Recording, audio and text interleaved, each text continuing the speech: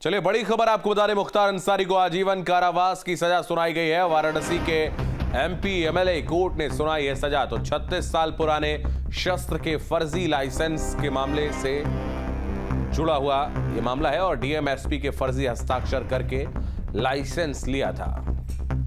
तो बड़ी खबर आपको बता दें, बड़ी खबर सामने आ रही। 36 साल पुराने शस्त्र के फर्जी लाइसेंस से जुड़ा यह मामला है। इसमें मुख्तार अंसारी को आजीवन कारावास की सजा सुनाई गई है।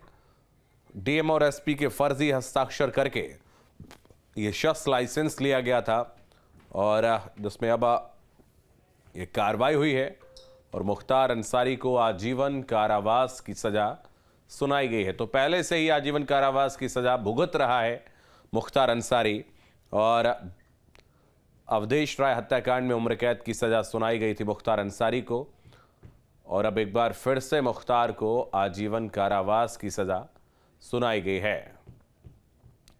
तो वाराणसी के एमपी एमएलए कोर्ट ने यह सजा सुनाई है। 36 साल पुराने मामले में सजा सुनाई गई है।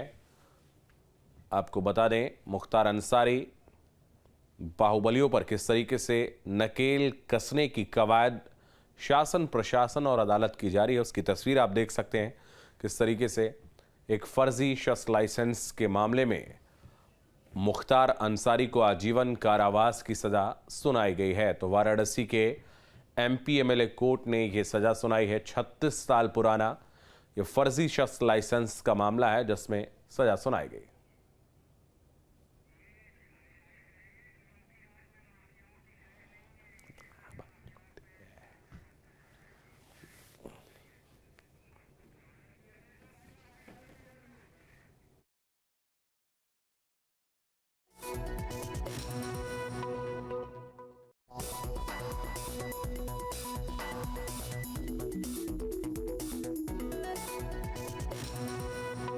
की सजा सुनाई गई है और आपको याद होगा उस दौरान जब मुख्यमंत्री योगी आदित्यनाथ ने कहा था कि माफियाओं को मिट्टी में मिला देंगे और सही पैरवी की ये परिणाम जो है वो सामने देखने को मिल रहा है कि किस तरीके से मुख्तार अंसारी जैसे कुख्यात अपराधियों को सजा हो रही है और दूसरी बार आजीवन कारावास की सजा जो है वो मुख्तार अंसारी को हुई है। इससे पहले अवधेश राय हत्याकांड में मुख्तार अंसारी आजीवन कारावास झेल रहा है और दूसरी बार मुख्तार अंसारी को आजीवन कारावास की सजा सुनाई गई है। एक 36 साल पुराना फर्जी शस्त्र लाइसेंस का मामला है जिसमें मुख्तार को दोषी पाया गया। कल अदालत ने दोषी साबित किया था और उसके बाद अब आज इस मामले में सजा सुनाई गई है। तो मुख्तार अंसारी को आजीवन कारावास की सजा सुनाई गई है।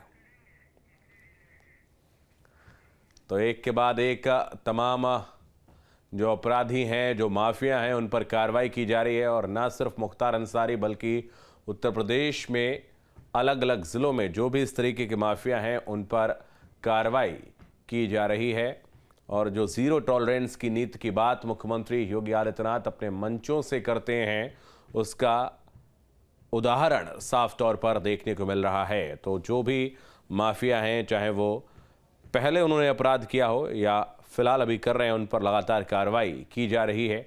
और मुख्तार अंसारी जैसे बाहुबली जिनके पिछली सरकारों में तूती बोला करती थी, जिनकी मर्जी के बगैर उनके लोकसभा क्षेत्र विधानसभा क्षेत्र में पत्ता भी नहीं हिलता था, आज वो किस तरीके से जेल में बने हुए हैं और जेल की चक्की पीसते हुए नजर आ रहे हैं। मानवेंद्र हमारे सहयोगी अधिक जानकारी के लिए इस वक्त हमारे साथ जुड़ रहे हैं। मानवेंद्र, मुख्तार अंसारी को दूसरी बार आजीवन कारावास की सजा हुई है, क्या कहेंगे?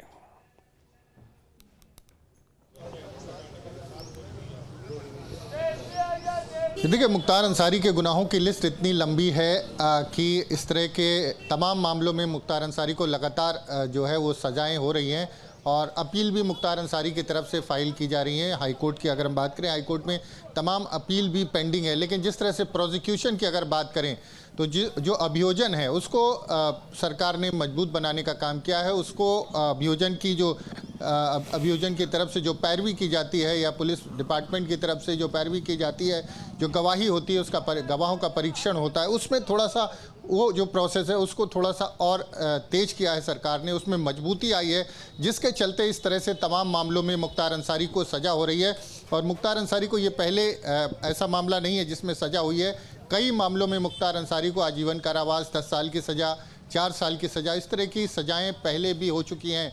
तो मुख्तार अंसारी के लिए जो ये समय है, अगर हम बात करें बीते कुछ सालों में लगातार जो तमाम मामले हैं वो उनका ट्रायल पूरा हो जा रहा है और उनमें सज़ा भी हो जा रही है। तो ये सरकार का जो एक अभियान था, एक सरकार की तरफ से पहल की गई कि अभियोजन को मजबूत बना करके जो बड़े अपराधी हैं उनके मामलों को जल्द से जल्द निस्तारित किया जाए, और उसी का ये परिणाम है कि मुख्तार अंसारी को सज़ा हुई है। और जिस तरह से दर्जनों मामले मुख्तार अंसारी के खिलाफ हैं, वो सारे मामले लटके रहते थे, गवाह जो है वो कोर्ट तक नहीं पहुंचते थे, पैरवी नहीं हो पाती थी, जो पुलिस की जांच अधिकारी होते थे वो भी एक तरह से मामले को लिंगर करते थे, लटका देते थे। क्योंकि मानवेंद्र, हम कह सकते हैं कि जो भी ऐसे अपराधी जो कि राजनीतिक पृष्ठभूमि से जुड़े हुए हैं और उनको लेकर जो एमपी एमएलए कोर्ट जैसी फास्ट ट्रैक अदालत जो है वो लगातार कार्रवाई कर रही है और प्रशासन भी लगातार जो है वो कार्रवाई कर रहा है। वहीं हम बात करें सरकार जिस तरीके से पैरवी कर रही है इन तमाम अपराधियों को सजा दिलाने के लिए,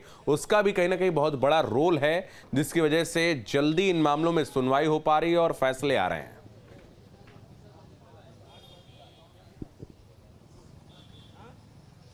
जी बिल्कुल, हमने देखा था प्रयागराज में अतीक अहमद को भी सजा हुई थी, हालांकि बाद में अतीक और अशरफ की हत्या हो गई, तो अतीक अहमद को भी जो है उमेश पाल के अपहरण के मामले में आजीवन कारावास की सजा हुई थी। तो जो एमपी एमएलए कोर्ट गठित किया गया है वो उससे निश्चित तौर पर जो इस तरह के मामले हैं, जो माफिया अपराधी जो विधायक और सांसद हुए हैं उनके खिलाफ जो मामले, उनको तय करने में आसानी हो रही है और समय कम लग रहा है, क्योंकि एक तरह से फास्ट ट्रैक कोर्ट की तरह से काम कर रहे हैं। लेकिन सबसे जो अहम बात है वो ये है कि सरकार की इच्छा शक्ति, जो लीडरशिप है गवर्नमेंट में, उसकी इच्छा शक्ति कितनी है, और उसी के आधार पर जो ये पूरा विभाग है, चाहे पुलिस की बात कर ले, अभियोजन की बात कर ले, उस पर उसकी छाप देखने को मिलती है। तो उसी के चलते जो तमाम मामले हैं इनमें तेज़ी आई है और लगातार जो तमाम ऐसे अपराधी हैं जिनको सजाओं का ऐलान हो रहा है, चाहे वो अतीक अहमद की बात कर ले, मुख्तार अंसारी की बात कर लें, और ऐसे तमाम माफियाओं को लगातार जो है वो सजाएं हो रही हैं। तो ये सिलसिला यहीं पर थमने वाला नहीं है, और भी तमाम ऐसे मामले लंबित हैं जिनमें जो अपराधी हैं उनके खिलाफ कार्रवाई हुई है और उसके बाद उनको सज़ा का ऐलान हुआ है। तो अगर हम बात करें तो आज ही इलाहाबाद में जो अतीक अहमद का बेटा है अली, उसको पेश किया गया था। कई मामलों में उसकी पेशी भी हुई है और भी जो मामले हैं उनमें भी पेशी बाकी है माफ़ कीजिएगा। तो लगातार इस तरह के मामले जो हैं उनमें पेशी के बाद जो अपराधी हैं उनको सज़ा का ऐलान हो रहा है। बिल्कुल, बने रहिए हमारे साथ मानवेंद्र। सुशांत हमारे सहयोगी भी इस वक्त हमारे साथ जुड़े हुए हैं।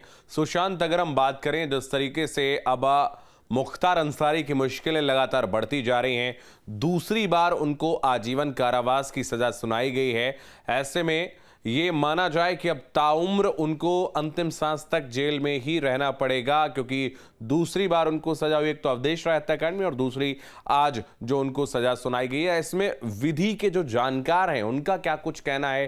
क्या अब आगे की रणनीति होगी इनके वकील की, और क्या कुछ इसमें रियायत भी संभव है?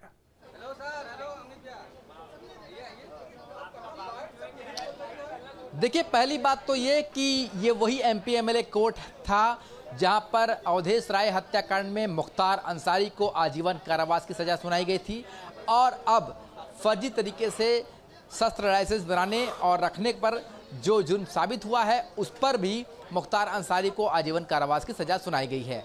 अब अगर बात की जाए कानूनी पहलू की, तो जाहिर सी बात है लोअर कोर्ट से अगर संतुष्ट नहीं होते तो अपर कोर्ट में जाने का ये भारतीय संविधान सभी को मौका देता है। तो अब मुख्तार अंसारी के वकील आज सुबह से ही कह रहे थे कि अगर उन्हें पहले ही अंदाजा हो गया था कि जब दोषी करार दे दिया गया है मुख्तार अंसारी को, तो सज़ा होना पूरी तरीके से तय था।